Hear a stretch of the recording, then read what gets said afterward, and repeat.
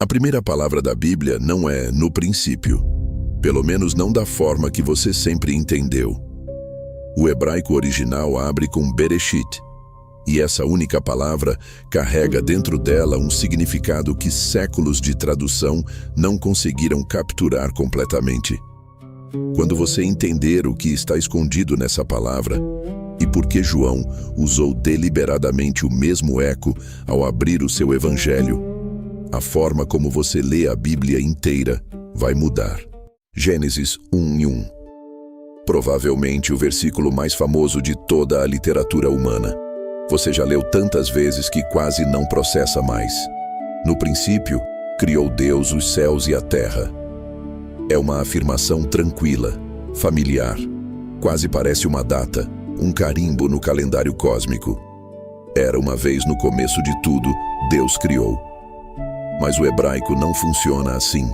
A primeira palavra, Bereshit, não é uma palavra simples. Ela é formada por uma preposição colada a um substantivo. E esse substantivo vem de uma raiz que a maioria das pessoas nunca ouviu explicar. A raiz é Rosh. Você provavelmente já ouviu essa palavra sem perceber. Rosh Hashanah, o Ano Novo Judaico. Literalmente, a cabeça do ano. Não o começo como uma data no calendário. A cabeça, o ponto mais alto, o mais importante, o que define e governa tudo que vem depois. É dessa raiz que vem Reshit, e é de Reshit que vem Bereshit. A tradução, no princípio, não está errada, mas está incompleta de uma forma que importa muito. Porque Reshit, no hebraico, não é só uma coordenada de tempo, é uma declaração de posição, de prioridade, de preeminência. Existe uma diferença sutil, mas crucial entre dizer o primeiro dia do mês e dizer o dia principal do mês. Em português, primeiro pode ser apenas ordem numérica, mas Reshit é sempre as duas coisas ao mesmo tempo. É o primeiro e é o mais importante. É a cabeça, o que define tudo que vem depois. Quando Gênesis abre com Bereshit, não está apenas marcando quando as coisas começaram. Está declarando que a criação ocupa a posição mais alta entre todas as obras de Deus. E aí a palavra fica ainda mais interessante. Porque Reshit aparece mais de 50 vezes na Bíblia hebraica. E na maioria dessas aparições, ela não está falando de tempo. Está falando de oferta. Reshit é a palavra usada para as primícias. Aquela primeira parte da colheita que Israel devia trazer ao templo antes de qualquer outra coisa. Não era apenas o que chegava primeiro no tempo. Era o que tinha mais valor. O que era consagrado a Deus antes de qualquer outra coisa poder ser tocada pela família. Deuteronômio 18:4 usa essa mesma palavra para a porção sagrada do trigo, do azeite e do vinho que os sacerdotes recebiam, o que pertencia a Deus antes de tudo o mais. Jeremias 2:3 chama Israel de Reshit, da colheita de Deus, não simplesmente o primeiro povo a aparecer no tempo. O povo consagrado, a porção principal, a que Deus separou para si antes de qualquer outra. Agora volte para Gênesis 1:1. A criação inteira é descrita com essa mesma palavra. Isso não é coincidência. Os escritores da Bíblia hebraica escolhiam cada palavra com uma precisão que nós, 2000 anos depois, mal conseguimos imaginar. Quando o autor de Gênesis abre com Bereshit, ele não está escrevendo uma introdução neutra. Ele está fazendo uma declaração teológica na primeira sílaba. A criação é a Reshit de Deus, a parte sagrada, a que tem precedência sobre tudo, a que pertence a Ele antes de qualquer outra coisa. Isso muda completamente o que estamos lendo nos próximos 31 versículos. Não estamos lendo um relatório de evento, estamos lendo a declaração de que tudo que existe é, antes de tudo, de Deus. Cada montanha, cada estrela, cada molécula, não apenas criada por Ele, mas pertencente a Ele como as primícias pertencem ao templo. Consagrada, sagrada, sua. Mas a investigação vai mais fundo. Há algo na estrutura de Bereshit que a maioria dos tradutores não explora abertamente. A palavra tem dois componentes. Uma preposição, B, colada a Reshit. Essa preposição pequena, o B, é uma das mais flexíveis do hebraico. Pode significar em, com, por meio de, quando, em função de. Não é sempre o no de no princípio. E aqui entra algo que tradições rabínicas muito antigas já percebiam. Esse B de Bereshit pode ser entendido não apenas como no começo do tempo, mas como por meio daquele que é a cabeça, em função do que é o primeiro e o principal. Os manuscritos mais antigos de Gênesis que temos hoje, os manuscritos do Mar Morto, encontrados nas cavernas de Qumran, escritos entre 250 e 100 anos antes de Cristo, preservam essa primeira palavra exatamente como a conhecemos. Bereshit, sem alteração. O texto que investigamos hoje é o mesmo texto que judeus liam 2 séculos antes de Jesus nascer em Belém. E quando João, um judeu que cresceu lendo esse texto desde criança, escreve a abertura do seu evangelho, o que ele escolhe como primeira frase: no princípio era o Verbo. A palavra grega que João usa, arche, não é escolha aleatória. Em grego, arche carrega exatamente o mesmo duplo significado de Reshit. É começo e é autoridade, governança, o que está no topo. É a mesma raiz de arcebispo, o bispo principal, o que está acima dos outros. De anarquia, literalmente, sem arche, sem quem governa, sem cabeça. João abre seu evangelho ecoando deliberadamente Gênesis 1:1. Mas não está fazendo apenas uma referência poética. Ele está respondendo uma pergunta que Bereshit deixou em aberto. Gênesis diz, na Reshit, no cabeça, Deus criou. João diz, esse cabeça, essa arche, é o Verbo. E Paulo confirma em Colossenses, falando de Cristo usando a mesma palavra. Ele é a arche, o princípio, o cabeça. 4 livros separados por séculos, 2 idiomas completamente diferentes. Uma única estrutura de pensamento atravessando tudo. A cabeça da criação não é uma data, é uma pessoa. Isso transforma Bereshit de uma coordenada temporal numa declaração sobre quem governa tudo que existe, feita já na primeira sílaba da história. Agora, uma última aparição de Reshit no hebraico que fecha o argumento de uma forma impossível de ignorar. Provérbios 8. A sabedoria de Deus fala na primeira pessoa. O Senhor me possuía como Reshit de seus caminhos antes de suas obras mais antigas. Reshit, a mesma palavra de Gênesis 1:1.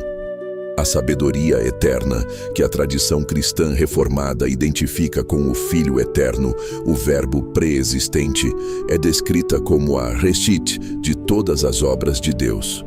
Quando você abre Gênesis e lê Bereshit, você não está apenas lendo no princípio.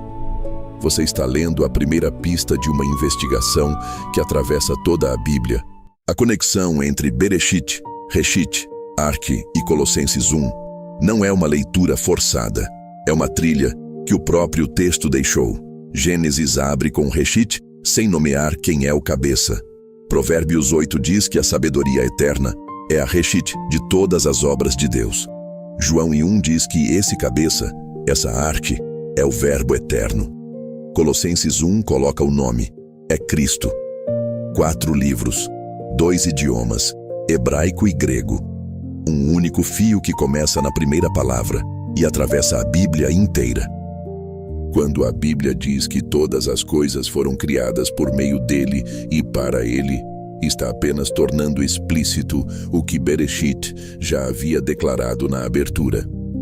A cabeça esteve lá desde antes da primeira sílaba, mas há um último detalhe que quase ninguém percebe. A primeira letra da Bíblia inteira é Bet. A segunda letra do alfabeto hebraico não é Aleph, a primeira.